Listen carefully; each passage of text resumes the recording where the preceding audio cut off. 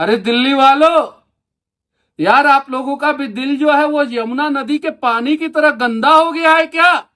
और अगर नहीं गंदा हुआ है तो इन तीनों छात्रों के लिए आवाज उठाएं ताकि कल को आपका बच्चा जो है इन भ्रष्टाचार के दलदल में जो है ना वो दम तोड़ के ना मर जाए। किसी भी पार्टी का कोई सांसद हो, कोई विधायक हो, कोई एमसीडी का वार्ड कमिश्नर हो, अगर 3 बच्चों का जान गया है तो उनके लिए आवाज उठाना चाहिए और उनके परिवार वालों को 5 करोड़ रुपया मुआवजा मिलना चाहिए। वहां पे बच्चों के मौत पे स्टूडेंट जो है वो प्रदर्शन कर रहे हैं और उनको चारों तरफ से अलग अलग पार्टियों के दलाल जो है वो घेरे हुए हैं।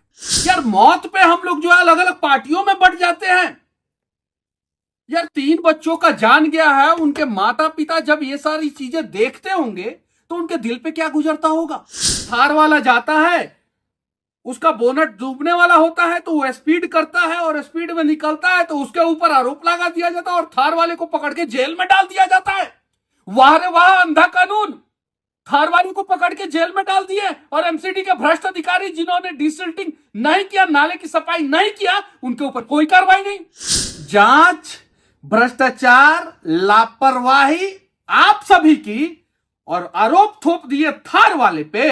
अपने देश की राजधानी दिल्ली में भ्रष्टाचार कौन से सीमा को लांघ चुका है, इसका उदाहरण 27 तारीख को पूरे देश को देखने को मिला।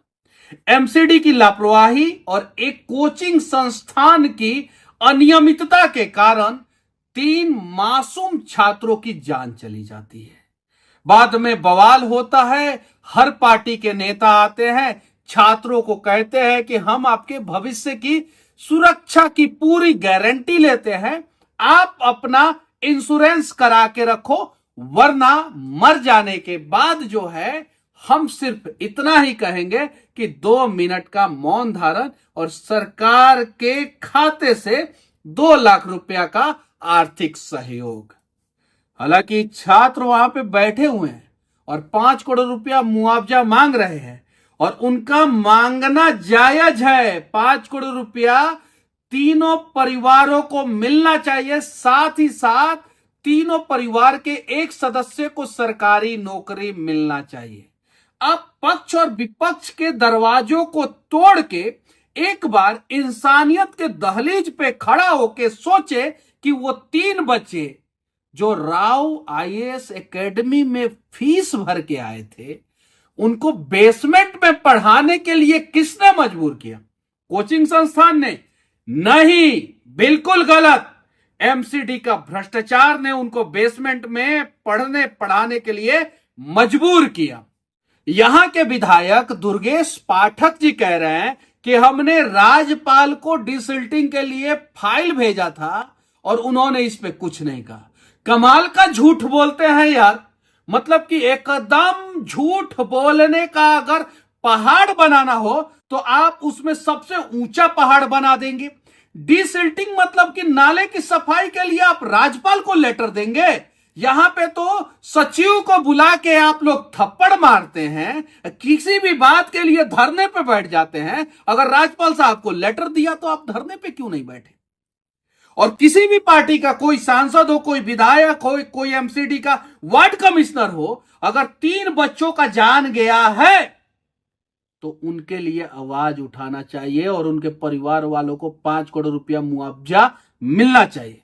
लेकिन एक चीज और मैं देखा, मैं गया था वहां पे 28 तारीख को, हिम्मत नहीं हुआ कि मैं उतर के जो है कुछ बोल सकूं, क्योंकि वहां पे बच्चों के मौत पे स्टूडेंट जो है वो प्रदर्शन कर रहे हैं और उनको चारों तरफ से अलग अलग पार्टियों के दलाल जो है वो घेरे हुए हैं। हम पार्टियों के दलाल इसलिए कह रहे हैं कि वो किसी भी पार्टी के कार्यकर्ता नहीं है, वो पैसा लेके आए हुए हैं और जैसे कोई नेता आ रहा है या तो जिंदाबाद का नारा लगा रहे हैं या तो मुर्दाबाद का नारा लगा रहे हैं। अरे उसके लिए चुनावी अखाड़ा होता है, वहां पे जिंदाबाद मुर्दाबाद कीजिए। यहां पे 3 बच्चों की जान गई है, आप किसी भी पार्टी के कार्यकर्ता क्यों ना है, दलाल मत बनिए, कार्यकर्ता बनके, इंसान बनके वहां पे बैठिए, आंदोलन कीजिए और सारे परिवार को जो है ना, 3 लोगों के परिवार को जो है 5-5 करोड़ रुपया मुआवजा दिलवाइए। यार मौत पे हम लोग जो है अलग अलग पार्टियों में बट जाते हैं। यार 3 बच्चों का जान गया है, उनके माता पिता जब ये सारी चीजें देखते होंगे तो उनके दिल पे क्या गुजरता होगा। और क्यों नहीं मिलना चाहिए मुआवजा भाई। आपने भारत के भविष्य का कत्ल जो है भ्रष्टाचार के दम पे कर दिया, क्यों नहीं मिलना चाहिए। एक थार वाला जाता है, उसका बोनट डूबने वाला होता है तो वो स्पीड करता है और स्पीड में निकलता है तो उसके ऊपर आरोप लगा दिया जाता है और थार वाले को पकड़ के जेल में डाल दिया जाता है। वाह रे वाह, अंधा कानून। थार वाले को पकड़ के जेल में डाल दिए और एमसीडी के भ्रष्ट अधिकारी जिन्होंने डिसिल्टिंग नहीं किया, नाले की सफाई नहीं किया, उनके ऊपर कोई कार्रवाई नहीं। जबरदस्त। और यही सारी बातें मनीष कश्यप बोल देता है तो आप लोगों का हाजमा खराब हो जाता है। अरे भाई, हमारे आंखों के सामने इस प्रकार से अगर भ्रष्टाचार होगा और उस भ्रष्टाचार के वजह से छात्रों का जान जाएगा, मनीष बोलेगा, चुप नहीं रहेगा।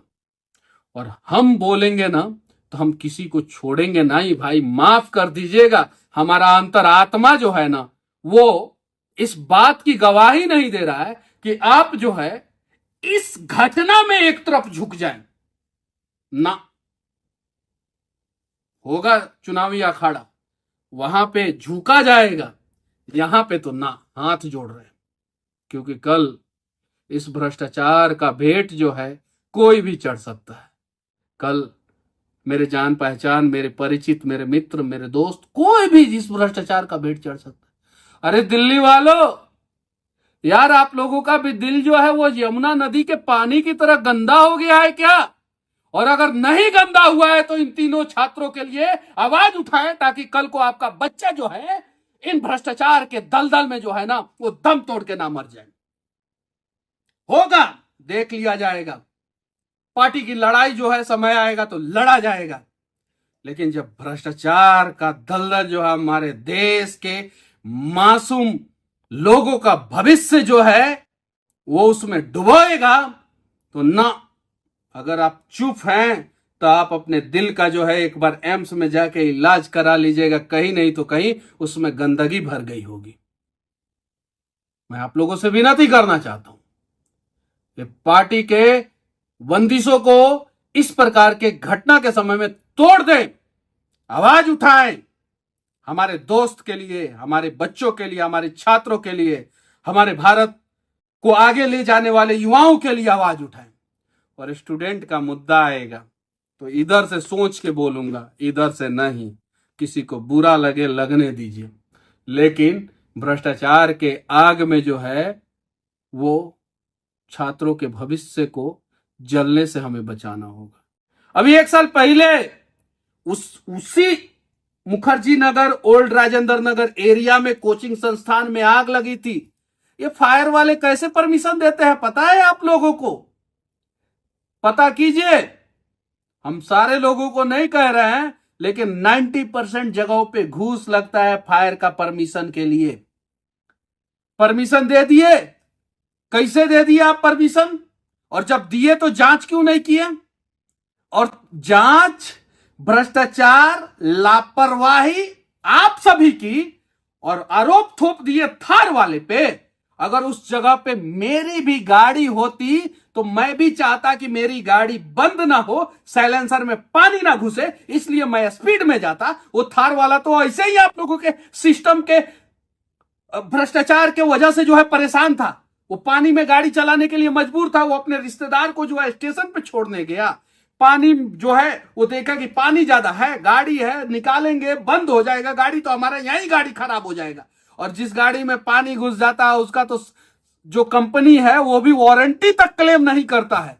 इतना उलझाया हुआ कानून आप लोगों ने बनाया है ना कि आम आदमी इसी में उलझ पुलझ के मर जा रहा है। ये सच्चाई है। इस सच्चाई को एक्सेप्ट कीजिए। और लोगों से मैं कहना चाहता हूं कि हां, विचारधारा सबका अलग होता है। कुछ लोग हिंदुत्व की बात करते हैं, मैं करता हूं।